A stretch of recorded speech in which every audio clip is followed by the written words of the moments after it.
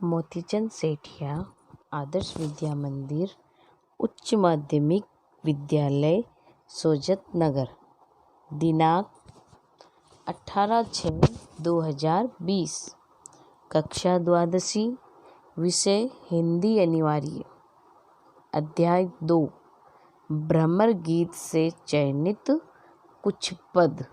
सूरदास।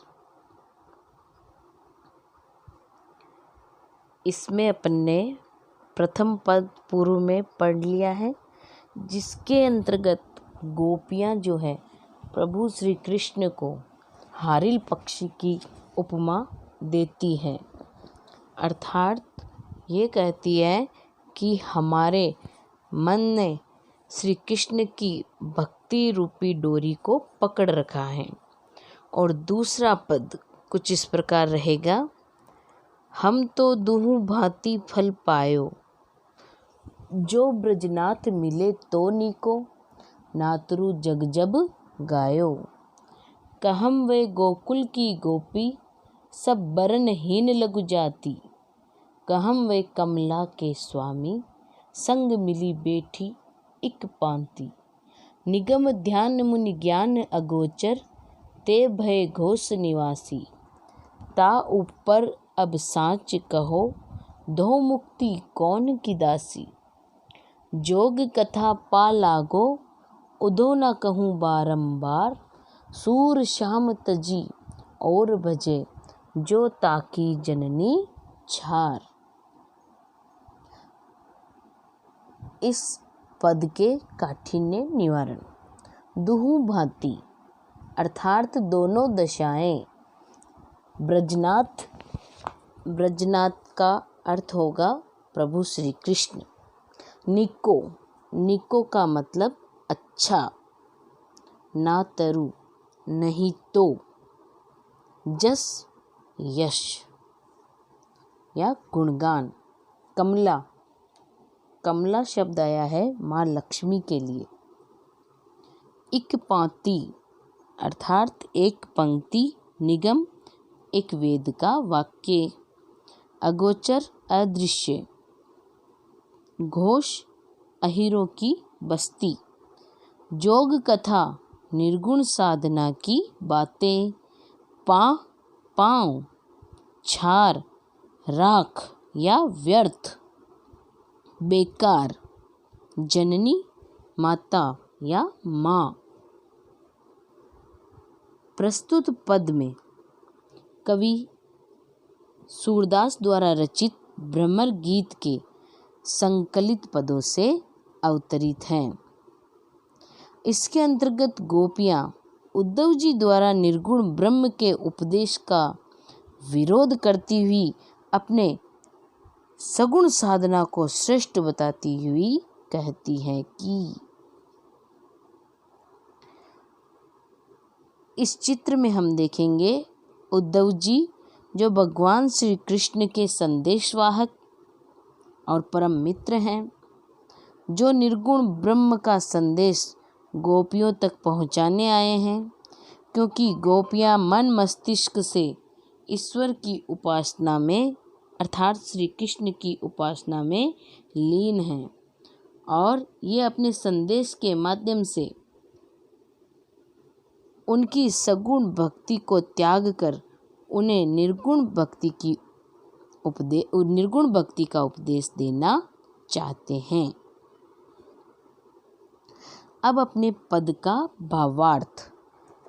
अपने पद 2 के अंतर्गत गोपियाँ जो है सर्वप्रथम पंक्ति में कहती हैं, हम तो दुहु भांति फल पायो, अर्थात हे उद्धव, हमने तो दोनों दशाओं में लाभ ही लाभ प्राप्त किया है।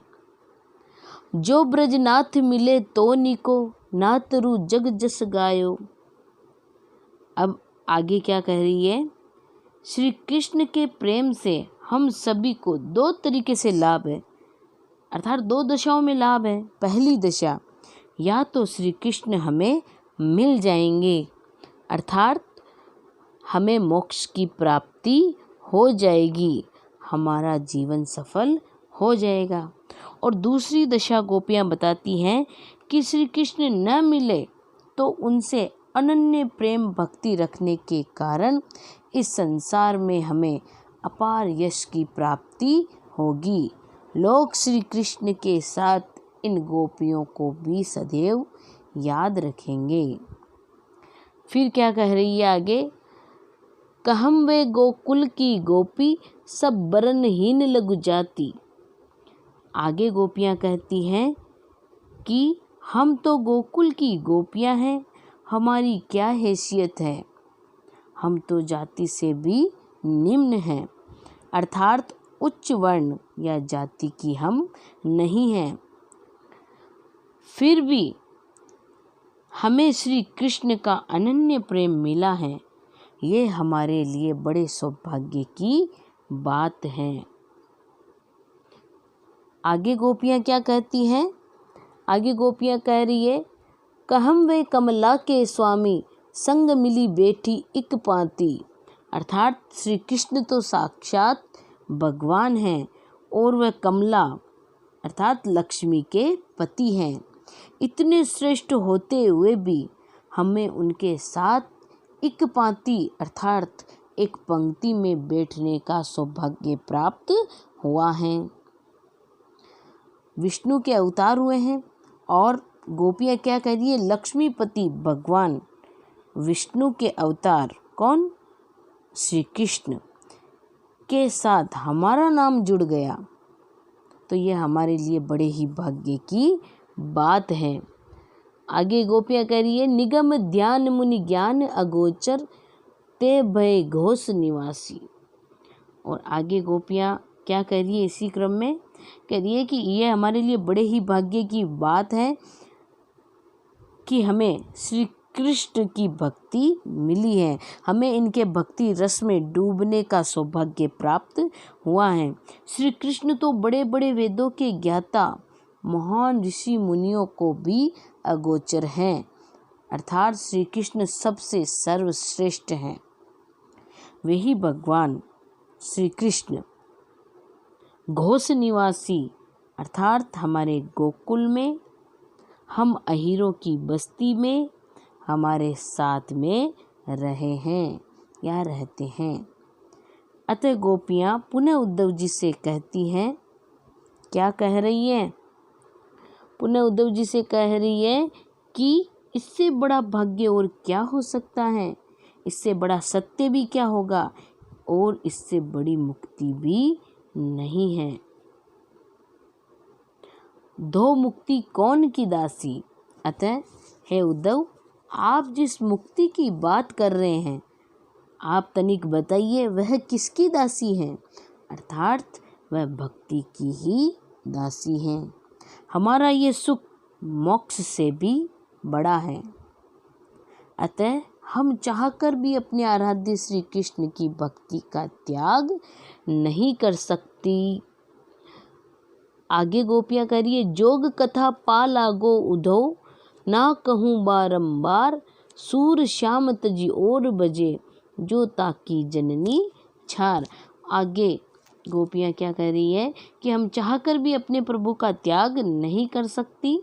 और पद के कवि हमारे सूरदास जी कहते हैं, गोपियाँ इसी क्रम में पुनः उद्धव जी से कहती हैं, हे उद्धव, हम आपके पाँव पड़ती हैं, पा लागो अर्थात पाँव पड़ना, हम आपके पाँव पड़ती हैं, कृपया हमें बार बार मोक्ष देने वाली निर्गुण साधना की बातें मत कहिए, क्योंकि हमारे मन मस्तिष्क में ऐसी कोई कामना या इच्छा नहीं है। सूर्य श्याम तजी और बजे जो ताकि जननी छार। है उद्धव, हमारा तो यही मानना है कि अगर कोई व्यक्ति श्री कृष्ण की भक्ति, उपासना इत्यादि को छोड़कर अन्य की भक्ति करे तो उसका जन्म लेना ही व्यर्थ है, अर्थात उसकी माता ने उसे व्यर्थ ही जन्म देकर छोड़ दिया है। अतः हमें ये निर्गुण ब्रह्म की बातें ना कहिए, ये हमसे कभी भी नहीं होगा। और इस संपूर्ण पद में जो विशेष है वो कुछ इस प्रकार है कि पूरे पद में गोपियों की प्रेमा भक्ति व्यक्त हुई है, अर्थात निर्गुण भक्ति की अपेक्षा सगुण भक्ति को सर्वश्रेष्ठ बताया गया है। और इसमें सूरदास जी ने ब्रज भाषा का प्रयोग किया है। इसी क्रम में आगे आपका आज का गृह कार्य, जिसमें प्रथम प्रश्न है, ताकि जननी छार पंक्ति के अनुसार गोपियों ने किसका जन्म व्यर्थ बताया है।